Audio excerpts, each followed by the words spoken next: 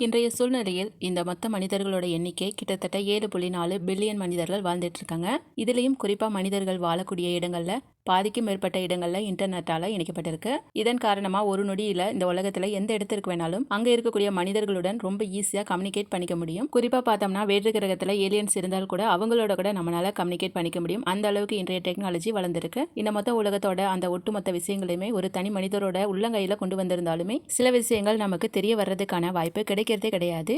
அந்த மாதிரி நமக்கு தெரியாத விஷயங்கள் சில விஷயங்களை நம்ம இந்த வீடியோல வரிசையா பார்த்து தெரிஞ்சுக்கலாம்.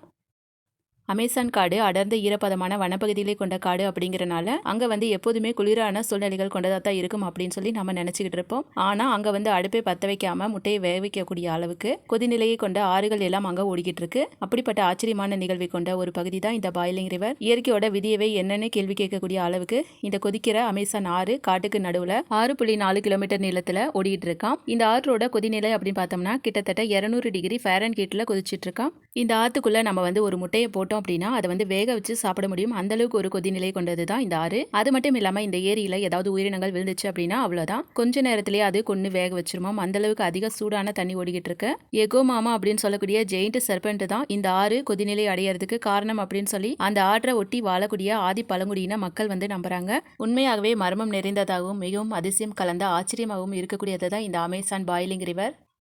நம்மளோட உலகத்துல என்னதான் டெக்னாலஜி வளர்ச்சி அடைஞ்சு இருந்தாலுமே இதை பற்றி எதுவுமே தெரியாத மனிதர்களும் நம்ம உலகத்துல வாழ்ந்துட்டு தான் இருக்காங்க. குறிப்பா சொல்லணும் அப்படின்னா அமேசான் காடுகள்ல வாழக்கூடிய பழங்குடியினர் தான் ஹவாஹிவா ட்ரைப் அப்படின்னு சொல்லி கூப்பிடக்கூடிய பழங்குடியினர் வாழ்ந்துட்டு இருக்காங்க. அவங்க இன்னைக்கு வரைக்குமே ஆதி காலத்துல இருந்து பல கலாச்சாரத்தை பின்பற்றி இன்னுமே மாறாமல் அப்படியே வாழ்ந்துட்டு வந்துட்டு இருக்காங்க. என்னதான் டெக்னாலஜி வளர்ச்சி அடைஞ்சிருந்தாலுமே நம்ம மனிதர்களுடைய மாற்றம் மட்டுமே மாறாம இருக்கு. ஏன்னா நம்ம மனிதர்கள் அமேசான் காட்டையுமே கொஞ்சம் கொஞ்சமா அழிச்சிட்டு தான் வராங்களாம். இதன் பாதிப்பா பார்க்கும்போது அங்க வாழக்கூடிய ட்ரைபல் பீப்புள்ஸ்க்கு பெரிய பாதிப்பாகவே இருக்கு அப்படின்னு சொல்லி அறிவியல் ஆராய்ச்சிகள் சொல்லுது. பழங்காலத்திலிருந்தே மனித இனத்தில் இருக்கக்கூடிய ஆண்களுக்கான அவர்களுடைய உடல் வலிமைகளையும் அவர்களுடைய வலி தாங்கக்கூடிய சக்திகளையும் நிரூபிக்கக்கூடிய நிறைய போட்டிகள் சோதனைகளும் நடந்துட்டு தான் இருக்கு. ஆனா அதையெல்லாம் தாண்டி வித்தியாசமான ஒரு சடங்கு முறையை அமேசான் இண்டிஜினியஸ் மக்கள் செஞ்சிட்டு இருக்காங்க. அது என்னன்னா இந்த புல்லட் ஆண்ட் டெஸ்ட் தான். அவங்க அங்க இருக்கக்கூடிய குழந்தை பருவத்திலிருந்து இளமை பருவத்துக்கு மாறக்கூடிய ஒவ்வொரு ஆண்களுமே தங்களுடைய வலி தாங்கக்கூடிய சக்தியை நிரூபிக்கும் வகையில மட்டை ஓலையினால பின்னப்பட்ட கிளவுஸ் மாதிரியான ஒரு விஷயத்தை மாட்டிக்கிட்டு குறிப்பிட்ட நேரம் வரைக்கும் அவங்க அந்த கிளவுஸோட தான் இருக்கணுமா. அதுல இருக்கக்கூடிய ஆச்சரியம் என்ன அப்படின்னு பார்த்தோம்னா அவங்க போட்டிருக்கக்கூடிய அந்த ஹேண்ட் கிளவுஸ்ல புல்லட் ஆண்ட்னு சொல்லக்கூடிய மிகப்பெரிய கட்டெரும்பு வகைகள் இருக்காம். அந்த எறும்பு வகைகள் கடிச்சது அப்படின்னா அதிகப்படியான வலியை கொடுக்கக்கூடிய அளவுக்கு அது இருக்கும் அப்படின்னு சொல்றாங்க. இந்த சடங்கு முறையை அவங்க நிறைவு செஞ்சால் மட்டும்தான் அவங்கனால திருமணம் செய்து அடுத்த கட்ட வாழ்க்கையை வாழ்வதற்கான அனுமதி கிடைக்கும் அப்படின்னு சொல்றாங்க.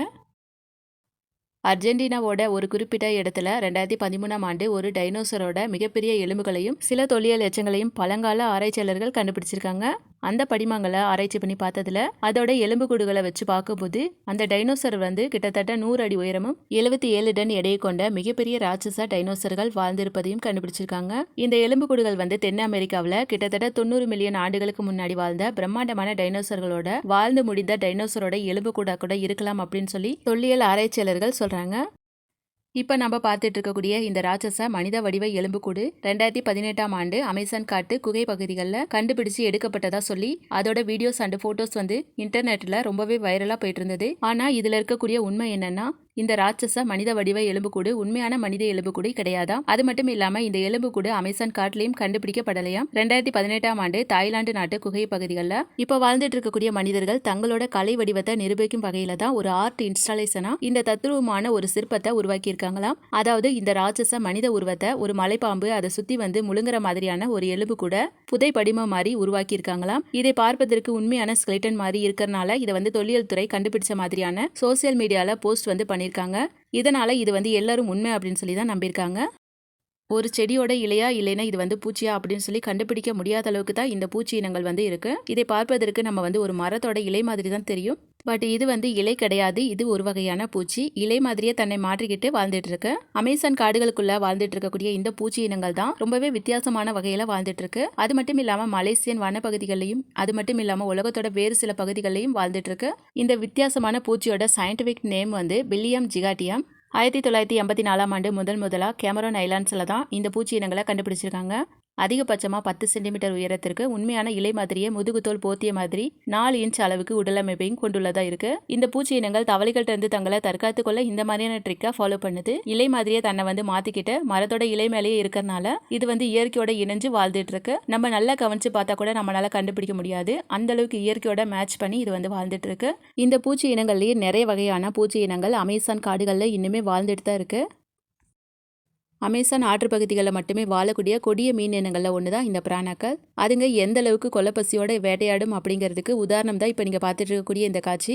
முழு சதைப்பற்றோடு இருக்கக்கூடிய ஒரு விலங்கோட மாமிசத்தை போட்ல இருந்து ஒருத்தர் தண்ணிக்குள்ள தூக்கி போடுறாரு. ஆனால் கொஞ்ச நேரத்தில் வெளியே எடுத்து பார்க்கும்போது அது வெறும் எலும்பு கூட மட்டும்தான் இருக்கு. அந்த மாமிசம் ஒரு சில நிமிஷங்கள்லேயே மொத்த சதையும் கடிச்சு பிச்சு சாப்பிட்டு காலி பண்ணிருச்சு. அந்த அளவுக்கு கூர்மையான பற்களை வச்சுக்கிட்டு கொடூரமான வகையில் வேட்டையாடக்கூடிய இந்த பிராணாக்கள் தான் அமேசான் காட்டில் வாழக்கூடிய டாப் பிரெடேட்டர் கிரியேச்சர்ஸ் லிஸ்ட்ல இந்த பிராணா நேமும் கண்டிப்பா இருக்கு. ஹாலிவுட் மூவிஸ்ல காண்பிக்கக்கூடிய அளவுக்கு ரொம்ப கொடூரமானதா இல்லைனாலுமே ஆற்று தண்ணீருக்கு அடியில பார்க்கும்போது ஓரளவுக்கு ஆக்ரோஷமான பிரெடேட்டரா தான் இது வாழ்ந்துட்டு இருக்கு.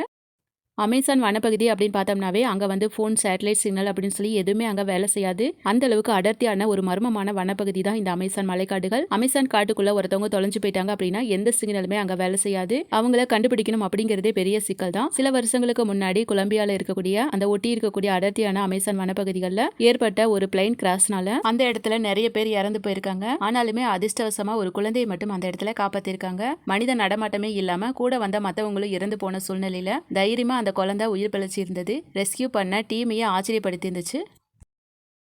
அமேசான் மலைக்காடுகளை பொறுத்த வரைக்குமே அதில் வாழக்கூடிய ஒவ்வொரு உயிரினங்களுமே ரொம்பவே தனித்துவம் வாய்ந்ததாக தான் இருக்கும். அதில் ஒவ்வொரு வண்ணங்களையும் அதோட தனித்துவமான நடவடிக்கைகளாலையும் அடையாளப்படுத்தப்பட்டிருக்கும். அதில் இருக்கக்கூடிய இந்த குறிப்பிட்ட பறவை இனம் தான் ராயல் ஃப்ளைகேச்சர். இந்த பறவை பார்த்தோம்னா 15 சென்டிமீட்டர்ல இருந்து 16 சென்டிமீட்டர் நீளம் வரைக்கும் தான் வளரக்கூடியது. இந்த பறவையோட அடையாளமே பார்க்கறதுக்கு அழகான வடிவத்தில் விசிறி மாதிரியான விரிஞ்சிருக்கக்கூடிய அதோட தலையில இருக்கக்கூடிய அந்த கொண்டை அமைப்பு தான். இது ஆரஞ்சு மஞ்சள் அப்படின்னு சொல்லி கலர்ஃபுல்லான கலர்ல இருக்கக்கூடியது தான். இந்த கொண்டை அமைப்பு தான் இந்த பறவையை தனித்துவமா வேறுபடுத்தி காட்டுது. இந்த பறவையை பார்த்தோம்னா அது வேட்டையாடக்கூடிய திறமையாலும் அது கூடு கட்டக்கூடிய திறமைக்காகவும் தான் இது ஃபேமஸ் ஆனது. மரத்துல இருந்து தொங்கு மாதிரியான கற்ற கூடுகள் பார்த்தீங்கன்னா சில சமயம் அதிகபட்சமா 6ல இருந்து 7 அடி நீளம் வரைக்குமே இருக்குமா. இது தன்னோட எதிரியான பாம்புகள்ட்ட இருந்து தங்களோட முட்டைகளை பாதுகாக்க இந்த மாதிரி நீளமான கூடுகளை நீர்நிலைக்கு மேல இருக்கக்கூடிய மரங்கள்ல அதோட கூடுகளை கட்டி வாழ்ந்துட்டு இருக்கு.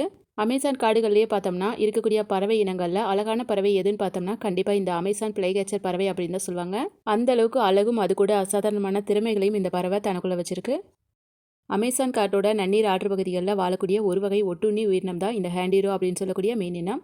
இந்த மீனுக்கு வேம்பயர் ஃபேஸ் அப்படின்னு சொல்லி இன்னொரு பேர் கூட இருக்கு. இந்த மீன் இனம் பார்த்தோம்னா அதிகபட்சமாகவே 1.5 இன்ச் நீளம் வரைக்கும் தான் வளரக்கூடியது. சிறிய உயிரினங்களா இருந்தாலுமே மனிதர்கள்ல இருந்து மற்ற நீர்வாழ் உயிரினங்கள் வரைக்குமே உடம்போட ஒட்டி ரத்தத்தை உறிஞ்சி குடிக்கக்கூடிய அளவுக்கு இது மோசமான ஒரு மீனா தான் இருக்கு. பொதுவாகவே பார்த்தோம்னா அமேசான் ஆற்று பகுதிகளில் இந்த மீன் இனங்கள் அதிகமாக வாழ்ந்துட்டு இருக்கா. அந்த மீன்கள் வாழ்ந்துட்டு இருக்கக்கூடிய அந்த தண்ணீருக்குள்ள எந்த மிருகங்கள் இறங்கினாலுமே அந்த மிருகங்களோட உடம்போட ஒட்டிட்டு ரத்தத்தை குடிக்க ஆரம்பிச்சிருமா. பொதுவாகவே பார்த்தோம்னா இந்த ஹேண்டிரோ மீன் இனங்கள் ரத்தத்தை மட்டுமே குடிச்சு உயிர் வாழ்ந்துட்டு இருக்கா. அமேசான் ஆற்று பகுதிகளில் இருக்கக்கூடிய ஆழமில்லாத பகுதிகளில் வாழக்கூடிய ஒரு அற்புதமான விலங்கு தான் இந்த மேனட்டி. பொதுவாகவே இந்த உயிரினங்கள் கடற்பசு வகையை சேர்ந்ததான். அமேசான் ஆற்று பகுதிகளில் தென்பட்டாலுமே அடிப்படையாக பார்க்கும்போது இந்த உயிரினங்கள் கடல் வாழ்வின உயிரினங்களாக தான் இருந்துட்டு இருக்கு. உப்பு நீர் தாவரங்களை மட்டும்தான் சாப்பிட்டுட்டு உயிர் வாழக்கூடிய இந்த கடற்பசு மெக்சிகோ வளைகுடா மற்றும் கரீபியன் கடல் மேற்கு ஆப்பிரிக்காவோட ஆழமில்லாத சதுப்பு நில கரையோர பகுதிகளிலையும் ஆறுகள்லையும் உயிர் வாழ்ந்துட்டு இருக்கக்கூடியதா இருக்கு. பொதுவாகவே மேனட்டி கடல்வாழ் உயிரினங்களா இருந்தாலுமே இது அமேசான் ஆற்று பகுதிகளில் வாழக்கூடியது தனித்துவமா இருக்கிறதா கருதப்படுது. நம்ம பார்த்துட்டு இருக்கக்கூடிய இந்த மர்மமான உயிரினம் 2013ஆம் ஆண்டு அமேசான் காடுகளில் கண்டுபிடிச்சதா சொல்லி நியூஸ் ரொம்பவே வைரலாக போயிட்டு இருந்தது. இது பார்த்தீங்கன்னா அமேசான் பகுதிகளில் கண்டுபிடிக்கப்படலையாம். வியட்நாம் கரை ஓரமாக 2013ஆம் ஆண்டு ஒரு மர்மமான உயிரினம் பார்த்தீங்கன்னா கரை ஒதுங்கி இருக்கு. இந்த உயிரினம் பார்த்தீங்கன்னா இறந்து போய் முற்றிலும் அழுகி போய் பெரிய ராட்சச உருவத்தில் கரை ஒதுங்கி இருக்கு. இந்த மர்மமான உருவம் என்ன மாதிரியான உயிரினம் அப்படின்னு சொல்லி சரியா தெரியவே இல்லையா. ஒருவேளை லாக்னஸ் மான்ஸ்டரா கூட இருக்கலாம், இல்லைன்னா இது ட்ரீமர்ஸ் படத்துல வர மாதிரியான ஒரு உயிரினமா இருக்கலாம் அப்படின்னு சொல்லி தான் ஆரம்பத்தில் நினைச்சிட்டு இருந்தாங்களாம். அப்படி இல்லைனாலுமே யாராவது அறியப்படாத ஒரு அரிய வகை உயிரினமா கூட இருக்கலாம் அப்படின்னு தான் நினைச்சாங்களாம். அதுக்கப்புறம் தான் கண்டுபிடிச்சிருக்காங்க இந்திய பெருங்கடல்ல இருந்து இறந்து போன நிலையில கரை ஒதுங்கி இருக்கக்கூடிய திமிங்கலம் தான் இந்த உயிரினம் அப்படின்னு சொல்லி ஆராய்ச்சியாளர்கள் கண்டுபிடிச்சு சொல்லியிருக்காங்க. பிராண மீன்கள் ரேசர் பிளேடு மாதிரியான பற்களை வச்சுக்கிட்டு தண்ணிக்குள்ள கொடூரமா வேட்டையாடும் அப்படிங்கறத நம்ம பார்த்தோம். ஆனா அந்த பிராண மீன்களையே பிடிச்சு சாப்பிடக்கூடிய அளவுக்கு ஒரு உயிரினங்கள் இருக்கு. அதுதான் பிங்க் டால்பின். பொதுவாகவே டால்ஃபின் வகைகள் கடல்ல தான் வாழக்கூடியது அப்படின்னு சொல்லி நம்ம கேள்விப்பட்டிருப்போம். அதுலயும் குறிப்பா பாத்தீங்கன்னா பிங்க் கலர்ல மட்டும் இருக்கிறனால இது வந்து பிங்க் டால்பின் அப்படின்னு சொல்லி பேர் வச்சிருக்காங்க. இந்த வகை டால்பின்கள் கூர்மையான பற்களும் ரம்ப மாதிரியான மூக்கையும் கொண்டுள்ளதா இருக்கு. இந்த அரிய வகை டால்பின்கள் அமேசான் ஆற்று பகுதிகளில் மட்டும்தான் வாழ்ந்துட்டு இருக்கான். அமேசான் ரிவர் டால்பின் அப்படின்னு சொல்லி கூட பேர் வச்சிருக்காங்க. அது மட்டும் இல்லாம இந்த டால்பின்களுக்கு இனியா ஜியோ பிரின்சஸ் அப்படின்னு சொல்லி கூட பேர் கொடுத்திருக்காங்க. இந்த பிங்க் டால்பின் இனத்தோட ஆண் இனம் பாத்தீங்கன்னா கிட்டத்தட்ட 185 கிலோ வரைக்குமே எடை கொண்டுள்ளதா இருக்கு. 8.2 அடி நீளம் வரைக்கும் வளரக்கூடியதா இருக்கா. இந்த உயிரினம் பாத்தீங்கன்னா ரொம்பவே ரேரான உயிரினங்களா தான் அமேசான் ஆற்று பகுதிகளில் வாழ்ந்துட்டு இருக்கு. இப்போ நம்ம வந்து பார்த்துட்டு இருக்கக்கூடிய இந்த ஃபோட்டோ 2016ஆம் ஆண்டு பிரேசில் வனப்பகுதிகளில் படம் எடுத்திருக்காங்களாம். ரொம்பவே பிரம்மாண்டமான அதே சமயம் கோரமான உருவத்தில் இருக்கக்கூடிய அதோட தொல்லியல் படிமங்களை ஆராய்ச்சியாளர்கள் அங்கே நேரில் போய் ஆராய்ச்சி பண்ணியிருக்க மாதிரி ஒரு ஃபோட்டோ வந்து ரொம்பவே வைரல் ஆச்சு. இதுக்கான உண்மைத்தன்மை பார்த்தீங்கன்னா எந்தவித ஆதாரமுமே இது வரைக்கும் கிடைக்கல. பல மில்லியன் வருஷங்களுக்கு முன்னாடி தென் அமெரிக்கா பகுதிகளில் டைனோசர்களோட ஆதிக்கம் அதிகமாக இருந்தனாலையும் இந்த படிமம் முற்றிலுமா அழிஞ்சு போன ஒரு ப்ரீ ஹிஸ்டாரிக் கிரியேச்சராக இருக்கிறதுக்கு வாய்ப்பு அதிகமாக இருக்குது அப்படின்னு சொல்கிறாங்க. இந்த ஃப்ளேம் ஃபால்ஸை பற்றி நிறைய பேருக்கு தெரிஞ்சிருக்கிறதுக்கு வாய்ப்பு இருக்கு. ஜெஸ்டினட் ரிச் பார்க் நியூயார்க்கில் இருக்கக்கூடிய ஒரு பூங்கால அமைஞ்சிருக்கக்கூடிய வாட்டர் ஃபால்ஸுக்கு இடையிலேயே பார்த்தீங்கன்னா இயற்கையாகவே எப்போதும் அணையாமல் நெருப்பு எரிஞ்சுக்கிட்டே இருக்காம். அதாவது பூமிக்கடியிலிருந்து ஒரு துளை வழியாக மேலே வரக்கூடிய இயற்கையான கேஸ்னால இந்த தீ வந்து எப்போதும் அணையாமல் எரிஞ்சுக்கிட்டே இருக்காம். இந்த மாதிரி எரியக்கூடிய தீப்பிழம்பு பார்த்தோம்னா கிட்டத்தட்ட 3-8 அங்குலம் வரைக்குமே எரிஞ்சிட்டு இருக்காம். இது வந்து எட்டர்னல் ஃப்ளேம் ஃபால்ஸ் அப்படின்னு கூட சொல்றாங்க. அங்கே வாழ்ந்துட்டு இருக்கக்கூடிய பழங்குடியின மக்கள் வந்து அங்கே எரிவாயு வருவதை கவனிச்சுட்டு அதில் வந்து நெருப்பு ஏற்றி வச்சிருக்காங்க. அவங்க வந்து ஏற்றி வச்ச நெருப்பு அங்க இருக்கக்கூடிய தண்ணியும் பொருட்படுத்தாமல் அங்க எரிஞ்சிட்டே இருக்கிறது பெரிய ஆச்சரியத்தை கொடுக்குது. இந்த அதிசய நிகழ்வை பார்க்கறதுக்காகவே சுற்றுலா மக்கள் அதிகமா அந்த இடத்துக்கு போயிட்டு பார்த்துட்டு இருக்காங்களாம். அர்ஜென்டினாவோட வனப்பகுதிகளில் அமைஞ்சிருக்கக்கூடிய ஒரு மிஸ்டீரியஸான மிதக்கும் தீவு தான் இந்த ஃப்ளோட்டிங் ஐலாண்டு. தண்ணீரோட மேற்பரப்புல சரியான வட்ட வடிவத்தில் வெட்டி எடுத்த மாதிரி ஒரு அமைப்பு இருக்கு. இதுதான் பாத்தீங்கன்னா ஃப்ளோட்டிங் ஐலாண்டு.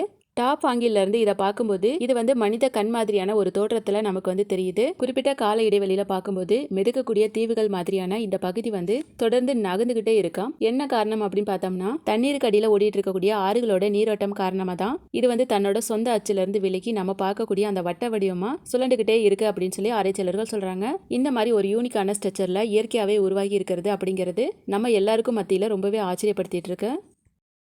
அமேசான் ரெயின் ஃபாரஸ்டோட வடக்கு பகுதியில் பார்க்கும்போது வெளி உலகத்துக்கு தெரிய வராத நிறைய உயிரினங்களோட வாழும் பிரதேசமாக தான் இருக்கு. அதில் இருக்கக்கூடிய குறிப்பிடப்படக்கூடிய கிரியேச்சர் தான் ஜெயிண்ட் அமேசான் லீச். கிட்டத்தட்ட 1.8 அடி நீளம் வரைக்கும் வளரக்கூடிய இந்த பூச்சி இனங்கள் கொடூரமாக ரத்தத்தை உரியக்கூடிய அட்டை வகையை சேர்ந்தது. 1890ஆம் ஆண்டு தான் முதல்ல அமேசான் காடுகளில் இந்த உயிரினங்கள் வாழ்ந்துட்டு இருக்கிறத அடையாளம் கண்டுபிடிச்சிருக்காங்க. 1.8 அடி நீளம் வரைக்கும் இருக்கும் அப்படின்னா அது வந்து எந்த அளவுக்கு கொடூரமாக ரத்தத்தை உறிஞ்சக்கூடியது அப்படின்னு சொல்லி யோசிச்சு பாருங்க. பார்க்கறதுக்கே கொஞ்சம் பயமாக தான் இருக்கு. இந்த மாதிரியான ரொம்ப கொடூரமான ஜந்துக்களும் அமேசான் ரெயின் ஃபாரஸ்ட்ல இனிமே வாழ்ந்துட்டு தான் இருக்கு. இந்த வீடியோ உங்களுக்கு பிடிச்சிருக்குன்னு நினைக்கிறேன். பிடிச்சிருந்துச்சுன்னா மறக்காம ஒரு லைக் பண்ணுங்க. இதே மாதிரி இன்ட்ரெஸ்டான வீடியோக்கு இந்த சேனலை சப்ஸ்கிரைப் பண்ணிக்கோங்க. கூடவே மறக்காம பெல் ஐக்கானை கிளிக் பண்ணிக்கோங்க. அடுத்த வீடியோல சந்திக்கலாம்.